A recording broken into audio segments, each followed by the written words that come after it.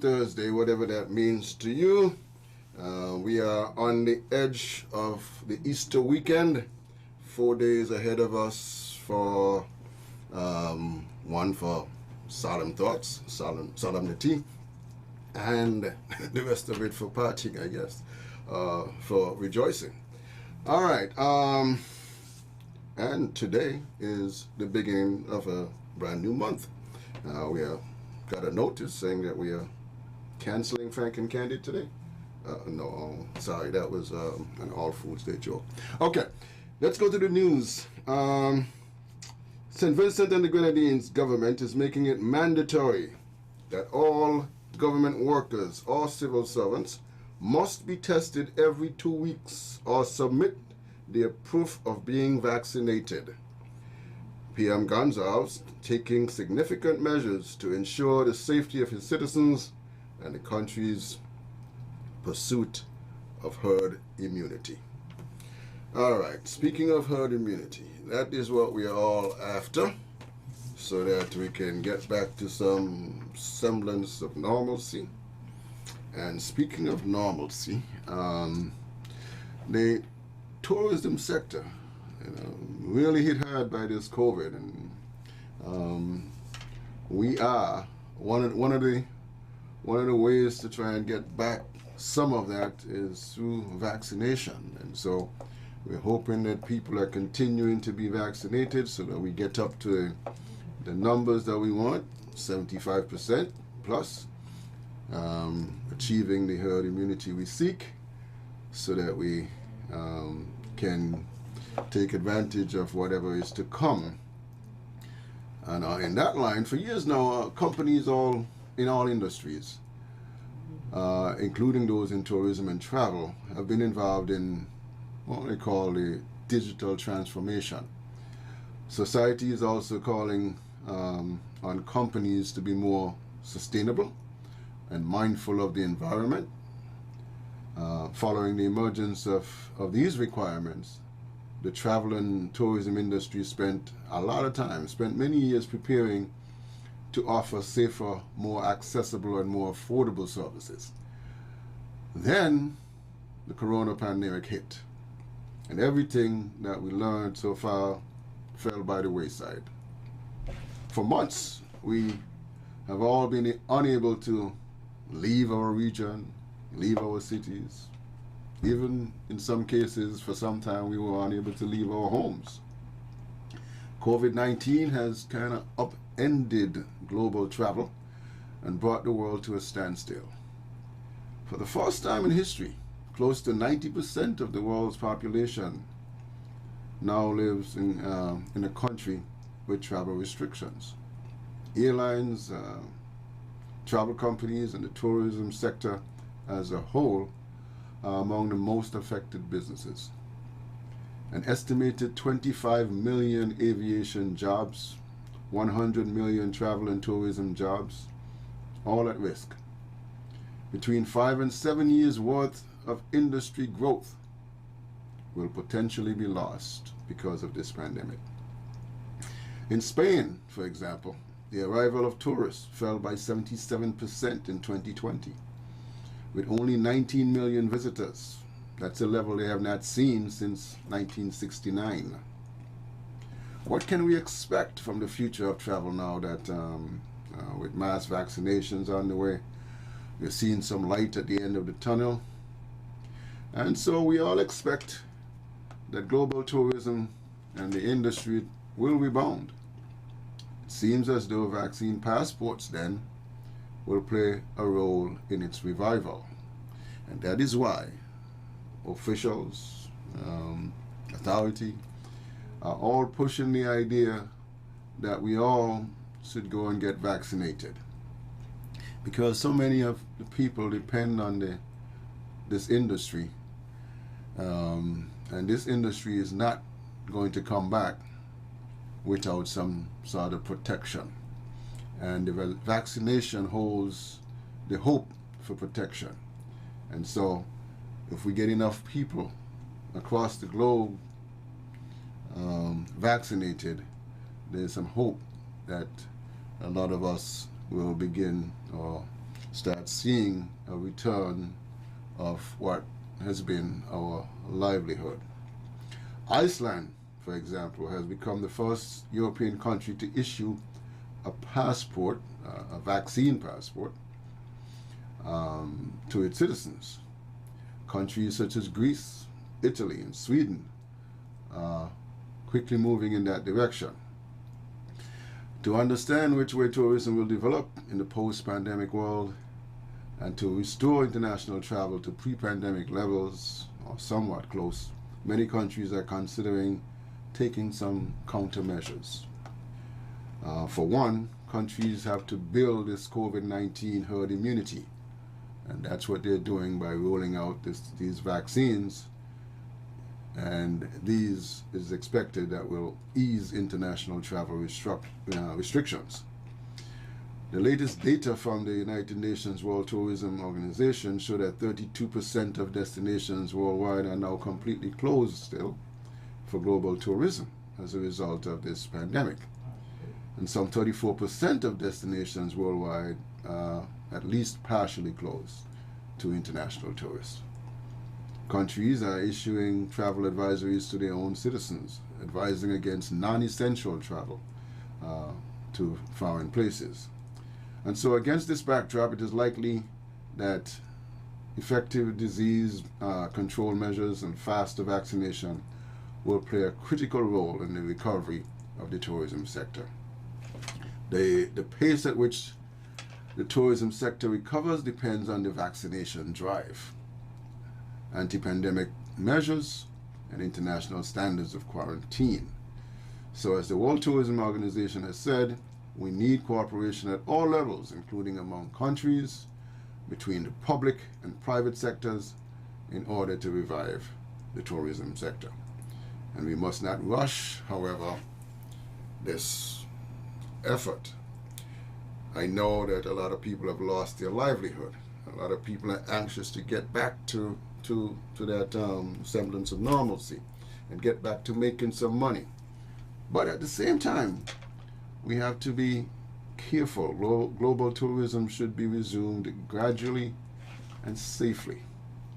And just to bring home that point a little more,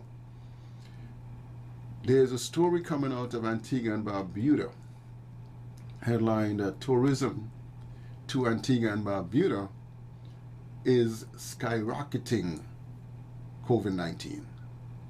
Right? Throughout 2020, Antigua and Barbuda, its population of 100,000, they saw about 159 confirmed cases of COVID-19. Right? And they had 5 related deaths. Now, they boast of 365 beaches and how it's a safe haven. And so those numbers meant that only 1 out of every 629 residents ever developed infection in 2020. So during the peak of the second wave back in July, it would have taken Miami just 3 days to achieve roughly the same level of infection across its population of 6 million.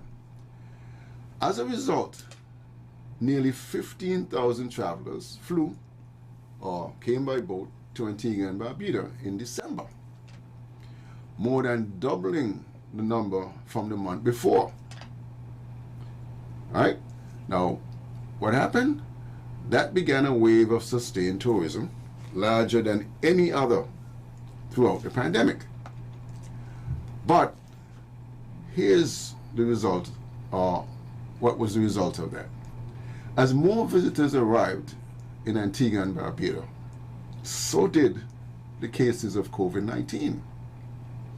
Confirmed positive multiplied nearly 7-fold in 2021, reaching 1,100 as of March 25th.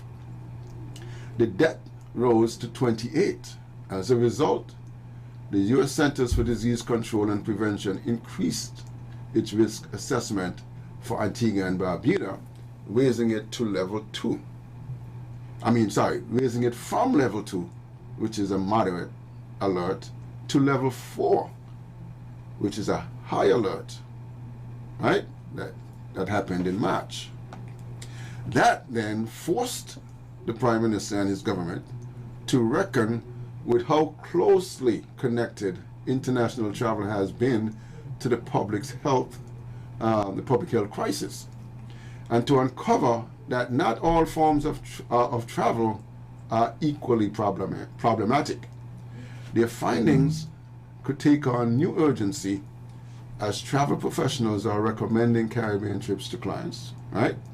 And newly vaccinated and otherwise. Not just the remainder of the spring season, but even into the typical low season summer months.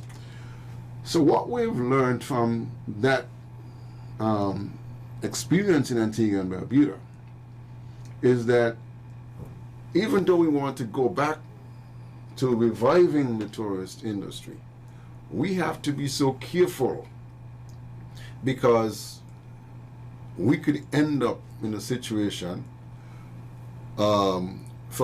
that takes us from where we are, the envy of a lot of people, to this same type of spike that Antigua and Barbuda experienced, because they took on the pressures of the need for the tourism dollar, and did some things, let down the guard, did some things in order to capture that dollar while the rest of us will remain closed. They ended up with more deaths, more infections. So, even though we want to jump back into this tourism, we're encouraging all the vaccinations, the governments has to still be quite careful and tread wisely as we move to get back this industry so that we can get back our livelihood. So it's not an easy balance to keep. So just keep that in mind. All right. It is Thursday for many of us. It's like a Friday. So we'll hear from you. Phone number 465-2555, locally 718-577-2916. I believe we can take a quick break here, and when we come back on the other side, give me a call. We can talk about Holy Thursday. We can talk about what Good Friday means to you, or what I just laid out. We'll be right back on the other side of this break.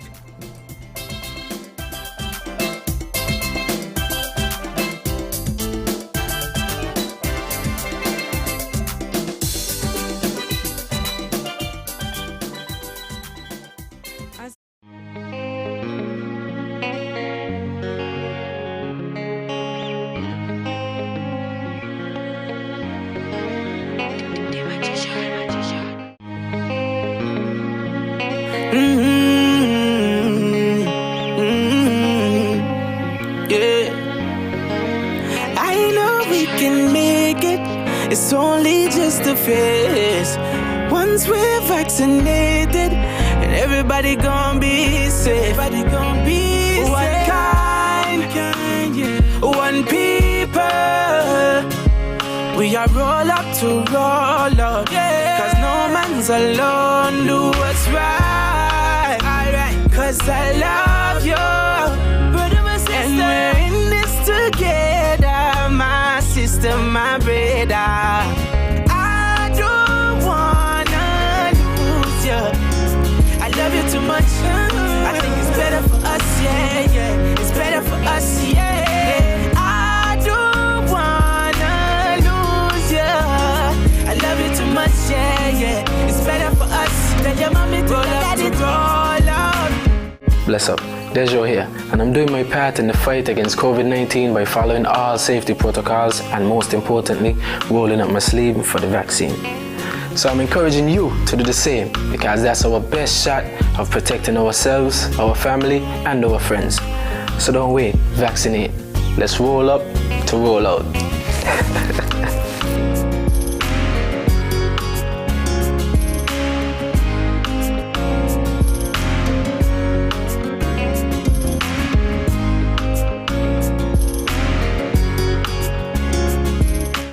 I will take the vaccine because building defenses against COVID-19 is a team effort, and we are all a key part of that defense.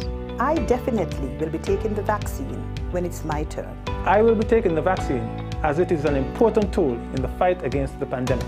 It is important for me to vaccinate to ensure that if I do become infected with the disease, it can prevent hospitalization.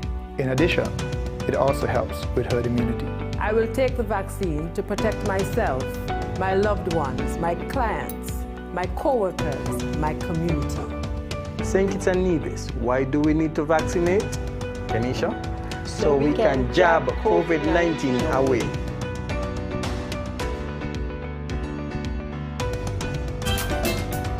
All right, welcome back to Frank and Candid on this Holy Thursday. I'm Tony Nass, and we are getting ready for a long weekend here, 4-day weekend.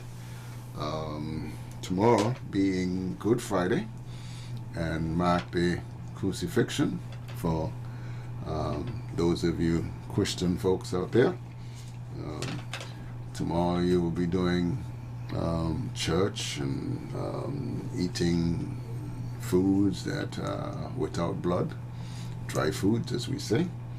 You're preparing for Sawfish and Dumpling Day. All of that. And then after that you're into a weekend of celebration, celebrating the resurrection, and for some, just celebrating Easter. So all of that is in store this weekend. Just be safe. And anyway, let's go to the phones and say good morning. Welcome to Frank and Candid. Happy Holy Thursday to you, my family. Thank you, to you too. Okay, your radio not disturbing you? No, not yet. Okay. I'm looking forward to tomorrow. As usual, like I tell you, I will give you a dumpling, but no saltfish, okay? No saltfish, huh? Now I'm looking forward to that. And I want to say thanks tomorrow.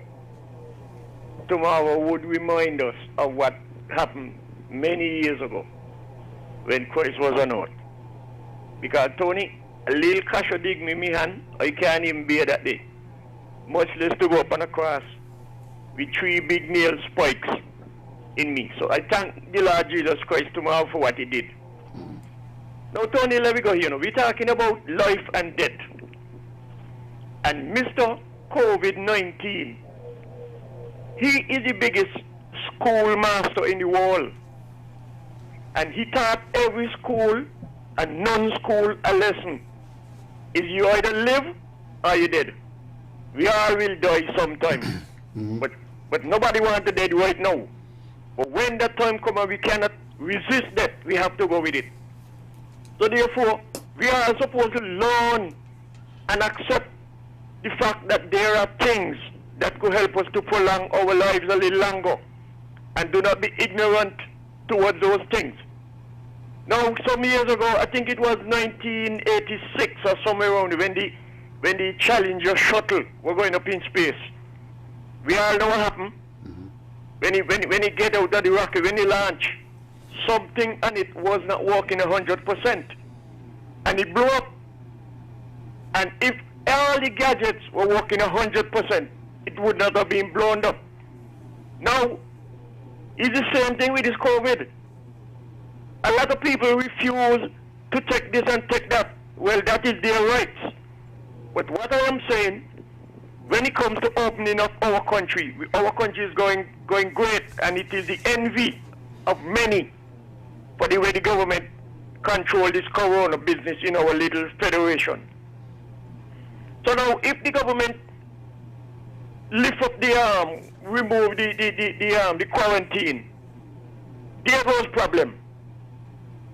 And again, if everybody do not take the vaccine to help preserve and prolong our lives, what's going to happen?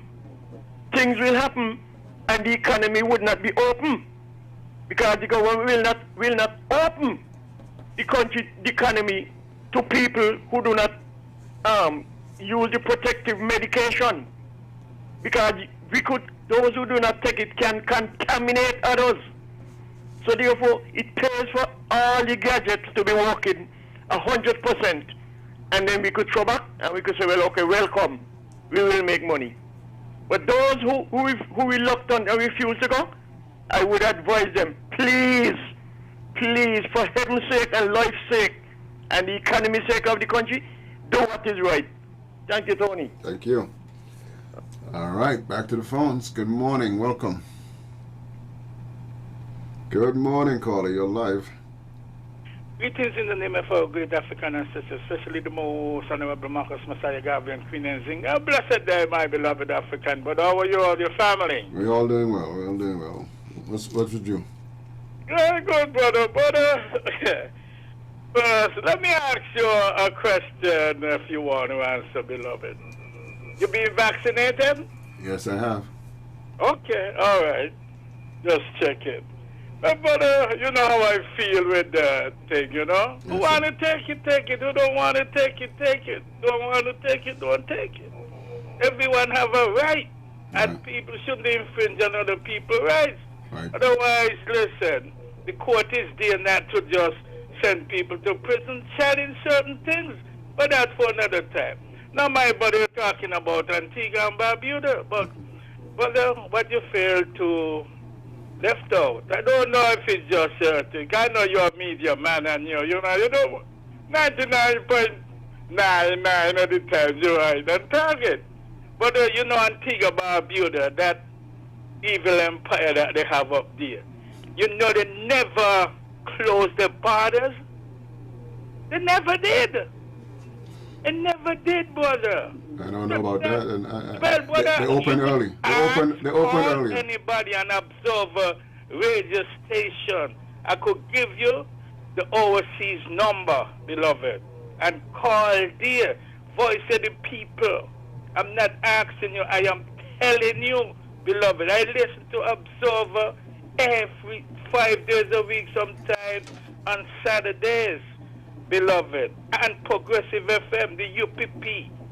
The opposition radio station, beloved. So I'm not talking second-hand information, brother. I call Observer most times in the week, sometimes 5 days, sometimes 3, that depends on the topic, beloved. I'm telling you, and you're absolutely right with the other things that you said, but brother, the place was in a mess, all kind of things. People ain't having no mask. They got in parties, in hotels and everything. Even when Akon was there, too, beloved, that singer. But there is a lot of foolishness to go on in Antigua and Barbuda when it comes to wearing a mask and social distancing.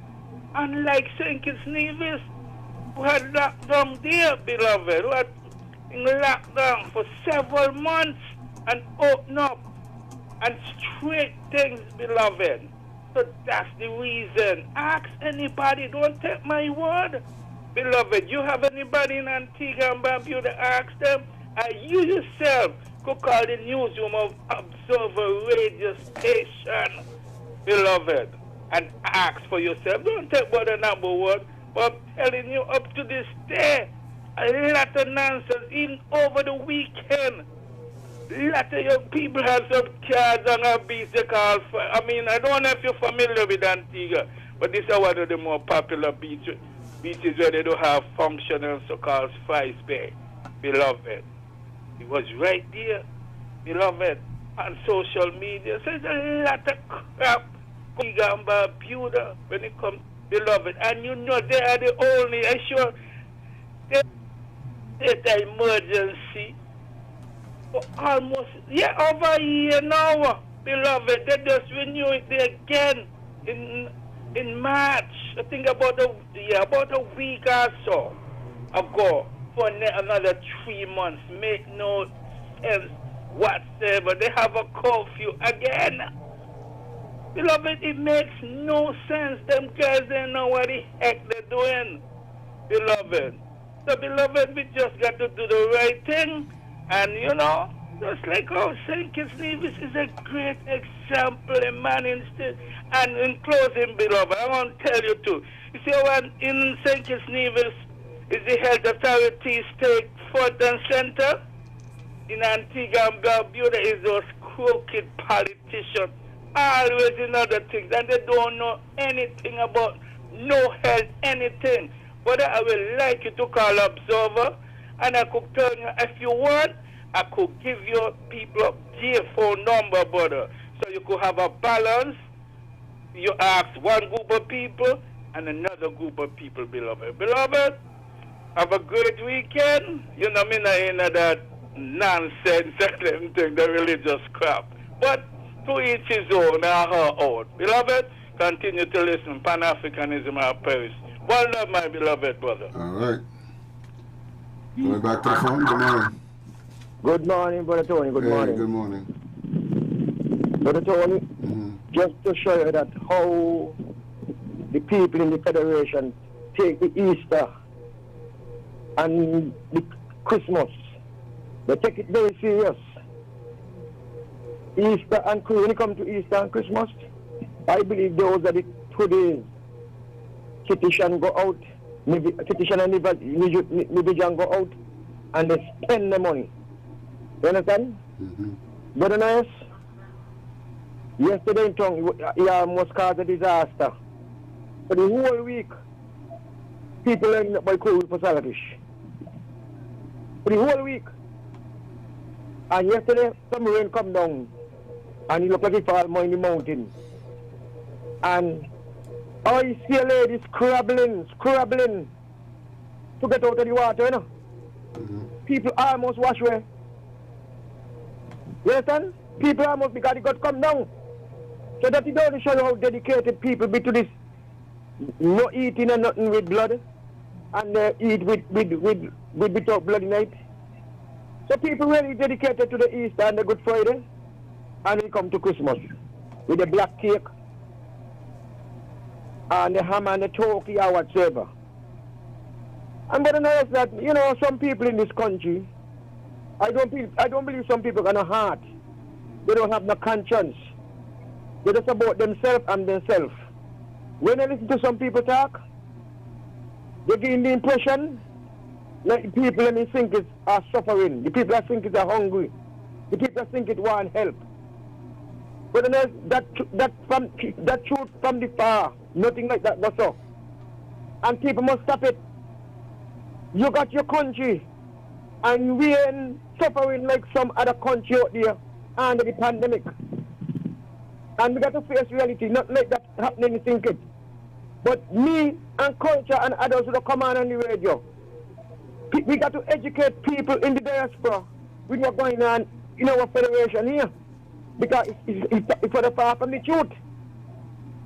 So I just want the good people of this country to do not take the nonsense. And if you body fit enough to go out and take the vaccine, go out and take the vaccine. Do not let nobody discourage you. Because if then the party was in government, they wouldn't have no problem or no discussion, no problem over taking the vaccine. And they would not want to hear about no education about no taking the vaccine. So people, do the best you can do for your country and go and do what you got to do. But the rest, you have a happy Easter. You selfish and you dumpling and you what do you call it again? You cassava bread or whatsoever. Because all those come under the banner Easter. Everybody knows you have a wonderful day. God bless you. Don't forget me. Yes, I left them there and I thought you was going to pass. On my way back, yeah. Okay. Thanks. Got a caller? All right.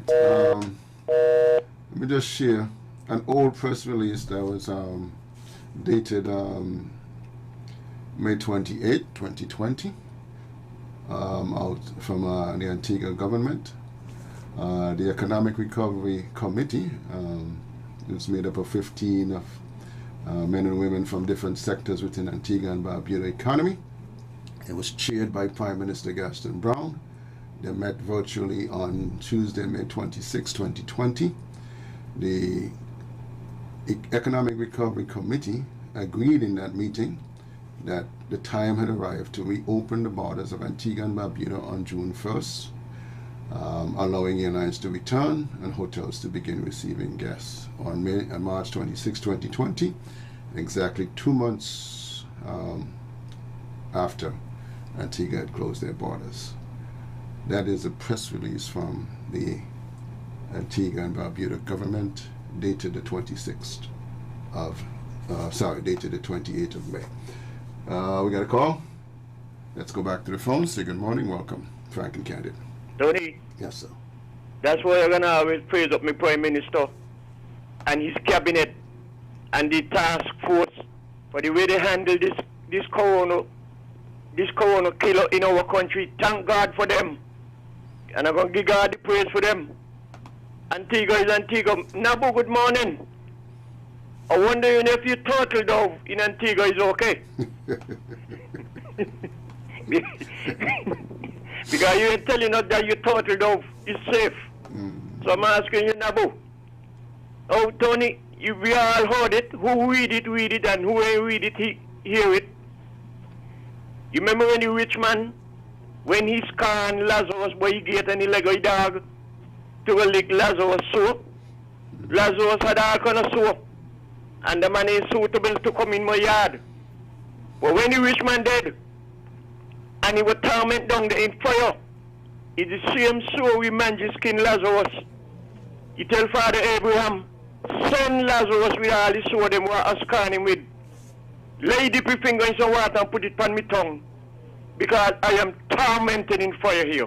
Please remember that. Tony, have a good day. All right. Thank you. Okay. Back to the phones. Good morning. Welcome to Frank and Candid. Good morning. I'm on the line. Yes, you are. This is Carlton DuPont. Good morning, Carlton. Just give me 5 seconds. 1, 2, 3, 4, 5. Okay, I wanted to pull off the road.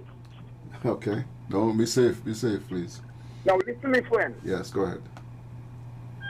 The work that Timothy Harris and his government have been doing in this country is incredibly fine. I am not going to waste my time anymore, having spent 34 years of my life before Timothy and his new system get into office. I spent 34 years in politics before that. I have no more time to waste in my life. I will only support what is good for this country, whether it is Congress Maynard, Edinburgh, McMahon, or Timothy Harris. I am Carlton DuPont, the only Rastaman in this country without locks, but very conscious. The government of this country, had they not put in place the things that they did, St. Kitts and Nevis would never be as good as it is today. Take it from I and I. And so today, again, for another time, I am calling in a new program to voice my voice on your program that this government bring on the criticism. I will support you if it is good. But when it comes to the brilliant work that Dr. Harris with his leadership have done to this country, second to none. Have a good day. And you must continue doing this great job you're doing on this station. Bye. Thank you. Bye. All right. Back to the phones. Good morning. Welcome to Frank and Candid. Yes, good morning. How are you doing, Tony? I'm doing good, the King. How are you? Well, I see you, your competitor calling to big you up. And I mean, you have to be doing a beautiful job. Well, thank you. You know, now let me go with Mr. Nabu. Right? Nabu have a tendency of calling into local radio station on the island and voicing his opinion. Right? That's nothing wrong with that. But 95% of the time, I don't even think you know what's going on in this country here forward. You understand me? As you know, Mr. DuPont just tell you how good the country is running under the leadership of Dr. Denzel. Not Dr. Denzel, Timothy Harris, right? Under the leadership of Timothy Harris, right? So now, when we talk about the COVID thing here with the vaccination, mind you, Lord, we're suffering. All we want is 78%, 70% to get the place open so the cruise ship, the tourism could start coming. Without that, we're going to be in serious trouble. You understand me? So, if I remain, if they don't want to do it, I got one problem, you know. It's the problem I have. That's what the Prime Minister need to do. Is try his best. Don't care. Even if you have to pay. Remember that they accused him for paying for crime and all kind of thing. Instead of he have to pay $25 to everybody who get a vaccination, I think he should go and do it, right? To get this country open. And after that, cut it off. And let them pay who else wants vaccination. Because they're going to can't move from St. Kitts. They're going to can't go places in St. Kitts. They're going to can't ride on buses and boats and all of that unless you got the vaccination. So, just to help the economy, you know, to start to open up, get them cruise ship and people could think. Because them cruise ship ain't coming here unless you got the 75%. And the same thing with the hotel, you know. And I shame to see poor people who work in the hotel and the tourist industry who making no effort at all to do nothing to help the situation. So Nabu could go to Antigua, he could go to Grenada, he could go to all over the place. He's a Rasta, he don't have to take nothing. But I bet you for marijuana and things he might have done reach back home. It's 100 years he ain't come home. Okay. All right, the king. Let's go back to the phones. Good morning. Welcome to Frank and Candid. Yes, my beloved brother. Brother, let me say, brother, the so-called economic thing committee that the cabal in Antigua take. The opposition thing a proposal and they just trash it and them thing. But let me tell you something. They had a dashboard and it was total nonsense. That cabal in Antigua that sent out a lot of false information. Beloved, don't take it from me. I would like you to call Observer, beloved, and get things right. This is no propaganda here, beloved. I'm telling you. Okay, brother. Brother Culture, I look in a queen, man. I look in a queen. And let me come to the guy, Rock. You look, you got black skin, you know. Otherwise, they'll put some verbal fire on you. But I ain't gonna do that. Because you're older man, and I know I pity you, beloved. You know, I respect my elders. I'm not gonna go down the road with you. But let me tell you something. I don't smoke herb. Who wanna smoke herb? Smoke herb. I don't smoke herb. Or you believe anybody who are Rasta smoke herb? No, all Rasta smoke herb. I have no problem with nobody who want to smoke herb. Smoke herb. I don't smoke herb. So I don't know where you get that nonsense. You don't know me. And the last time I been in the Federation of St. Kitts and Nevis was December 2008. So you need to just shut up, sit down, and you don't know what you're talking about. So just be quiet, boy. Okay. But I'll continue to listen. Pan-Africanism our perish. One love. Back to the phones. Good morning. Welcome to Frank and Candid. Good day, Mr. Nair. Hey, good day. And happy Easter to you when it comes. Thank you, and to you and yours. Yeah, if you listen to the BBC News, which most of us do, we seem to be in a lot of talk of a fourth wave in places like France, and then you hear Poland having the health system is breaking down because of large amounts of COVID cases. And we wonder why. Are they too liberal? Have they opened up too fast? Are they not controlling their population enough? But anyhow, let's look at Britain then, for example. You're not hearing anything about Britain. Britain went through a vaccination process, a very intense vaccination process. And it seems to work. You hardly hear anything about Britain now and any large outbreak or anything of the sort. Even at one time, they had a variant there which was very contagious. So, for Britain, it seems as though this vaccination thing does work. And we should learn from that. Look at Israel. Israel also went through a major vaccination process, and they went to the extent where you had to have special vaccination passes to go to places like the supermarket and different areas in the public and that kind of thing. It was mandatory for you to be vaccinated. They're now running cruises and that kind of thing out of Israel. But then when you jump on the cruise ship, you must have a vaccination pass, a passport as they call it. And look at the cruise ships that are coming down in the area. A lot of them have been, they're having problems with Florida because the cruise ships have to get permission from the Center for Disease Control to ensure that they manage their crew and their passengers to the extent that they don't spread the COVID. So they're moving into other areas which are less stringent, the Bahamas, Jamaica, some of the other islands, as home bases and that kind of thing. So you jump on a plane, you come down to a place like Barbados, for example, or Jamaica, you overnight, you don't know what you're bringing in the country, you travel, you meet people in the hotel, you jump on a cruise, and you're gone. So that the cruise thing can be dangerous if these things are not managed properly. One has got to look at this vaccination thing very, very seriously. Anybody boarding a ship must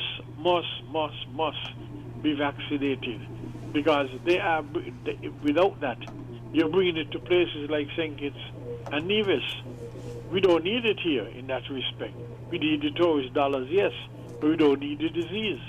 So to protect ourselves, we too have also got to put on our armor, and our armor is vaccination. Because the taximen and so who meet in the cruise ships, whenever they start to come, they too would have to be protected, because they have to get up and protect their families too. So the more people who can be vaccinated, the better it is for the whole country, because each one have to cover one. When you leave your guard open, the ball got you and hit your stumps.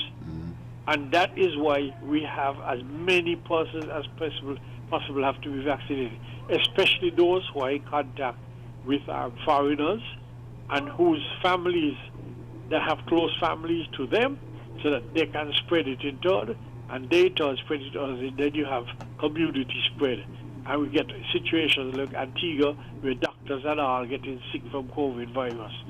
We don't want that here. We let us get vaccinated, each one protect one. I get vaccinated to protect my family and my friends, including yourself. But you have been vaccinated to protect me. We can meet in town and hug up and kiss up and do all kinds of things. And we are safe. Thank you. Have a good day. All right. Thank you. Back to the phones. Good morning. Welcome. Good morning. Good morning. Number one, Mr. I don't remember your name right now, but Tony Nias. Yes. You're sure it's time enough for it to extend? I know maybe you might be a busy man and you got things to do, but I think it reaches a stage now where it needs to go back to where it come from. And I want to tell Labu for me, he loves St. Kitts, so much he say. But for the past years, I hear him on the radio, the different radio stations, and never hear him say that he's going to come back to St. Kitts to spend some of the U.S. money, what he making, you know, to help us. But he have all kind of advice for this little country. We love him as a Kittitian, right? But we don't love him because he is not coming home. He needs to come home and show his appreciation.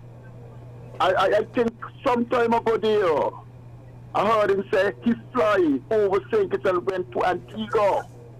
But St. Kitts is closer from United States than Antigua. But he shall love St. Kitts. But he could have touched a couple days in St. Kitts and then go on to Antigua. But he got all kind of advice. Tell him, say, he ain't gonna fool us. We know the game he's playing. And tell him if he really want to be a true Kittitian, we know that he got to walk up there until the time comes for he get the pension. But then he say he can take a holiday, 3 weeks in St. Kitts. Tell him to come home and try to build. And we'll take some of the advice. But he can't stay out there for all these years and give us advice because he don't know anything about St. Kitts. Tell him I said that. Thank you. Okay. And have a nice day. And I would like to see the show go back to where it come from. Okay.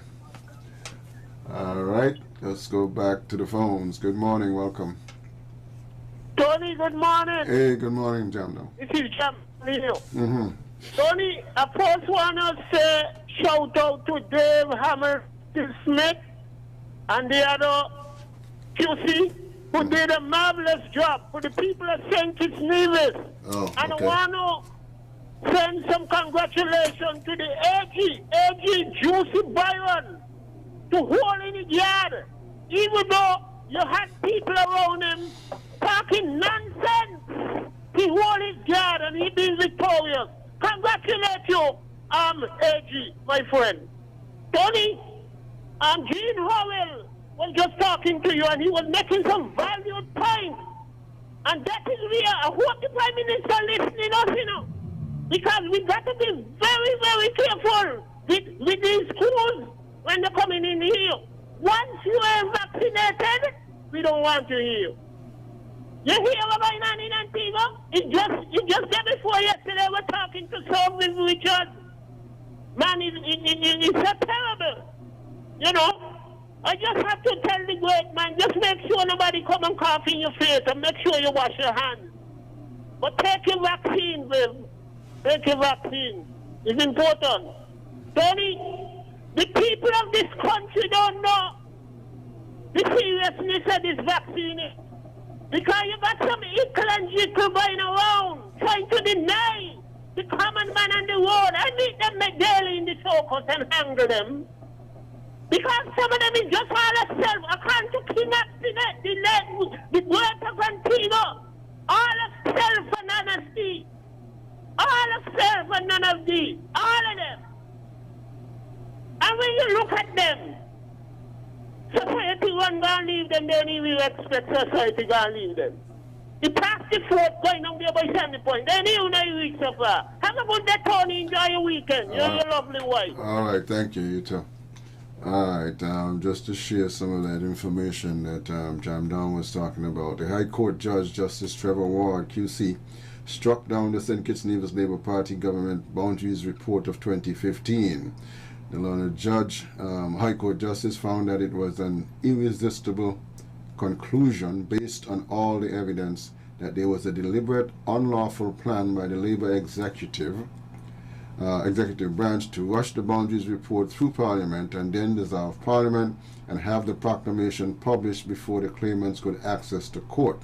In so doing, the Labour government under Denzel Douglas breached the Constitution and committed a clear violation of the right of access to justice. The court also found that the Constituency Boundaries Commission, chaired by Peter Jenkins, irrationally failed to take into account relevant data.